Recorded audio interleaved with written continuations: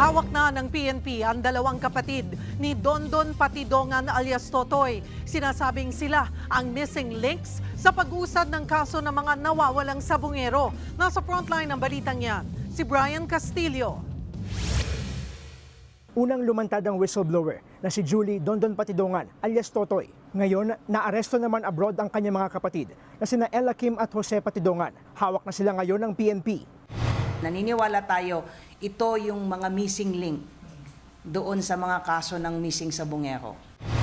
Si Ella Kim ang sinasabing nakuna ng CCTV sa Lipa, Batangas na nag-withdraw gamit ang account ng isa sa mga nawawalang sabungero na si Melbert Santos. May nag-utos ba sa kanya para mag-withdraw? At may alam ba siya asaan na itong mga nawawalang missing sabungero?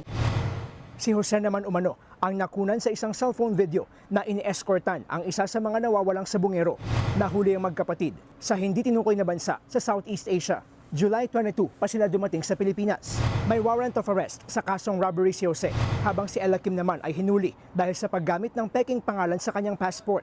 Ayon naman sa kaanak ng isa sa missing sabungeros na si alias Boy, tinawagan na sila ng CIDG para magsampa ng kaso laban kay alias Totoy. Nung tinawagan po ako, isa raw po sa kakasuhan namin which is yung witness namin na si Dondon Patidongan. Doon po, nag-react na po ako. Bakit niyo po kakasuhan yung witness namin? Sabi niya lang sa akin, utos daw po niyang nakakataas. Paliwanag ng PNP tungkol dyan.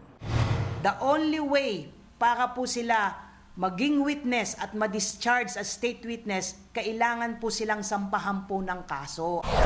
Kinumpirma naman ng PNP na walang nakuhang DNA profile mula sa mga butong nakuha sa Taal Lake. Sa tagal daw ng pagkakababad sa tubig ng mga buto, kontaminado na ito sa mga buto namang pinahukay mula sa sementeryo sa Laurel, Batangas. 3 DNA profile daw ang nakuha ng PNP. Natukoy na ang mga labi ay mula sa 2 lalaki at 1 babae. Pero hindi ito nagmatch sa 23 DNA samples na kinolekta mula sa mga kaanak ng mga nawawalang sabungero.